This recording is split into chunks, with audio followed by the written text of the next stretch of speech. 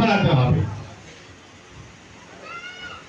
চাঁদাবাজি করা যাবে না, দখলবাজি করা যাবে না, সালিশি করা যাবে না। নেতৃবৃন্দ যদি এইসব কাজে ব্যস্ত থাকে তাহলে কিন্তু হবে না।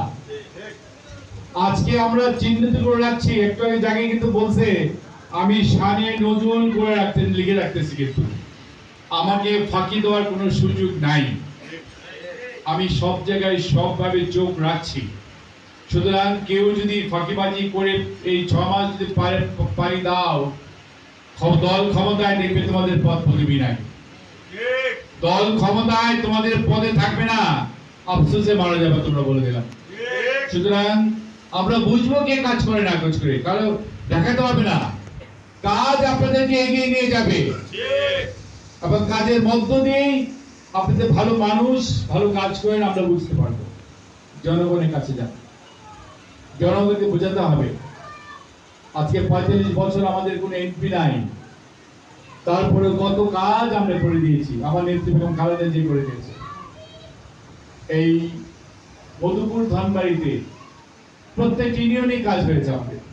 আপনারা তো আমাকে নিয়ে বা দলকে নিয়ে কথা বলতে পারেন, যাদের কিছুই নাই তারা মাঠে কথা বলে, অথচ আপনাদের এত কিছু আছে, আপনারা কথা বলেন না কেন? হ্যাঁ, আপনারা তো মুখ ফুটে ফুটে কথা বলতে পারবেন যে বিএনপি এই করেছে, সকল ফুকুর এই করেছে, কত কথা আছে। আর যারা অন্য যারা মাঠে ঘুরে বেড়ায় তারা কি বলবে? তারা 5ই অগস্ট আগে কোথায় ছিল? হ্যাঁ, আজকে 25টা বছর হয়ে গেল আপনাদের সাথে আছে। এই ছোট্ট পরিসরে করার একটাই মাত্র কারণ, যাতে আমরা মন খুলে কথা বলতে পারি। এবং কিছুটা মন খুলে অনেকেই কথা বলেছেন, অনেকের বিরুদ্ধে কথা গেছে, কিন্তু এটা নিয়ে কিন্তু মন খারাপ করার কিছু নাই। যাদের বিরুদ্ধে গেছে তাদেরকে আমি অনুরোধ করবো, ওইসব নাগাদের উপরে তোমরা যেন চড়াও না হওয়া।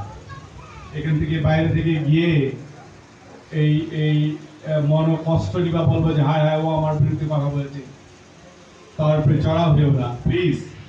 আমরা কিন্তু সমালোচনা না করলে আমাদের আত্মশুদ্ধি আমাদের হবে না। সমালোচনা